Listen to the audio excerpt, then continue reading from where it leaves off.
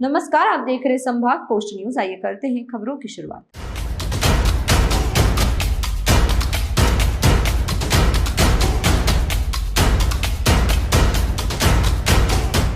भारत के जम्मू कश्मीर के पहलगाम की घाटी में हुए आतंकवादी हमले में मारे गए इंदौर निवासी सुशील नथानियल का अंतिम संस्कार किया गया। उनका अंतिम संस्कार क्रिश्चियन रीति रिवाज के तहत किया गया। तो वहीं भाजपा और कांग्रेस के नेताओं ने ही सुबह से ही उन्हें श्रद्धांजलि देने कब्रिस्तान पर पहुंचे और परिवार से चर्चा कर पूर्ण मदद का आश्वासन दिया है।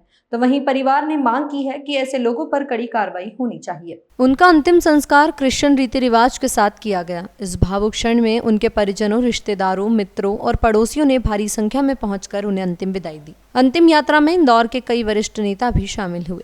सभी ने इस विभत्स आतंकी हमले की कड़ी निंदा की। दोनों नेताओं ने आतंकवादियों के खिलाफ कठोर कार्रवाई की मांग करते हुए कहा कि जो देश आतंकवाद को पनाह दे रहे हैं, उनके खिलाफ भी सख्त निर्णय लेने की आवश्यकता है। किसी भी प्रकार का प्रहार भारत का नागरिक सहन नहीं करेगा। जो घटना घटी, ये कायराना कृत्य भारत की एकता, अखंडता और अस्मिता पर प्रहार है। पाकिस्तान ISI द्वारा पालित पोषित भाड़े के ये आतंकवादी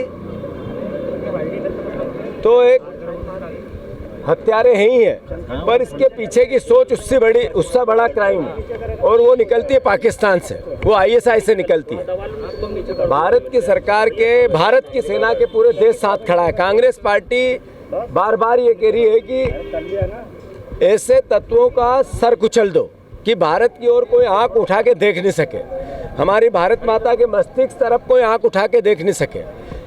जहाँ तक प्रश्न है परिवार के, पीड़ित परिवार के सहयोग और सहायता की, सरकार हमारी है, देश की है। मैं समझता हूँ कि ये मांग का विषय नहीं, अपने आप समझ का विषय है, करेंगे। जहाँ तक प्रश्न है, ये वही नफरती लोग हैं जो भारत की एकता और अखंडता पे प्रहार मारना चाहते हैं। भारत की प्राचीन इतिहास है, प्राचीन सभ्यता है, प्राचीन एक ऐसा इतिहास है जिसमें प्रेम, प्यार और मोहब्बत है। ये ऐसे कितने भी षड्यंत्र रचे जाए अंतर्राष्ट्रीय स्तर पर, भारत एक था, है और रहेगा। ये बहुत दुखद घटना है। पूरा प्रदेश, पूरा राष्ट्र इस घटना से हिल गया है। 28 में से एक मध्य प्रदेश का सभी सुनील भी है। पूरा देश इस संकट में इनके साथ है। इस पीड़ा को, इस भावना को, अपनी भावनाओं को सम्मिलित करता है। इस दुख की घड़ी में पूरा देश ये दुख अपना मानता है।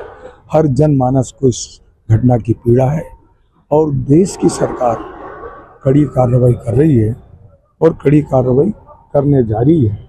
मध्य प्रदेश की सरकार की ओर से मैं सुनील जी आज इस दुनिया में नहीं है, मैं डॉक्टर मोहन यादव जी की तरफ से उनके चरणों में श्रद्धा सुमन अर्पित करने आया हूँ। और इस संकट की घड़ी में मध्य प्रदेश की सरकार पूरे उनके साथ खड़ी है। जो भी वो भावना व्यक्त करेंगे, हम उनको पूरा करने की कोशिश करेंगे। भैया, कांग्रेस इस पर पूरे घटनाक्रम पर बयानबाजी कर रही है। ये घटनाक्रम में बयान करने का समय नहीं है, एकजुट होने का समय है। ये उनकी छोटी मानसिकता का प्रतीक है। इनको, कांग्रेस को पूरे देश से माफी मांगना है। ये कायराना हरकत है और उनकी इस हरकत का जवाब देने में हमारे देश की सरकार और सेना सक्षम है। और देश के यशस्वी प्रधानमंत्री माननीय नरेंद्र मोदी जी और देश के गृह मंत्री माननीय अमित शाह जी और रक्षा मंत्री माननीय राजनाथ सिंह जी के नेतृत्व में कल जो बैठक हुई है और उसमें जिस प्रकार के निर्णय हुए हैं, उससे इस बात का स्पष्ट संकेत होता है कि इस बार सरकार आतंकवादियों से और आतंकवादियों की मदद करने वालों से आर पार की लड़ाई के मोड़ में दिखलाई पड़ रही है। मैं समस्त देशवासियों से आग्रह करूंगा कि हम देश में शांति बनाए रखें और इन आतंकवादियों को इनके सही स्थान पर पहुंचाने के लिए इस देश की सरकार और हम सब भारतवासी कटिबद्ध हैं। इस दौरान मृतक सुशील नथानियल के बेटे ऑस्टिन गोल्डी ने घाटी में घटित भयावह घटना का आंखों देखा हाल साझा किया।